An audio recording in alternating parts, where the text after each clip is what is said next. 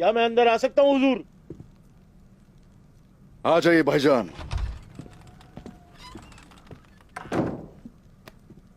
शुक्रिया भाईजान। सिपाहियों को तैयार कीजिए भाईजान।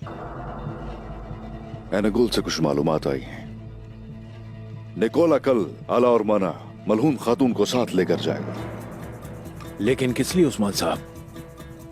ये तो वहीं जाकर देखेंगे। हम देखेंगे।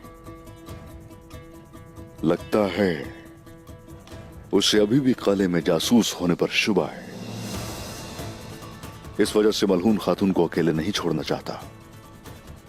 उसका जो भी मंसूबा है वो मोहतात तरीके से सफर करेगा और उसके साथ उसका पूरा लश्कर होगा। आप फिक्र ना करें उस्मान साहब, हमारे सिपाही तो हर वक्त जिहाद के लिए तैयार रहते हैं। रवाना कब होना है? हम फजर के वक्त निकल जाएंगे और मलहून खातून को अपने साथ लाएंगे। आपका हुक्म सर आंखों पर। शुक्रिया भाईजान।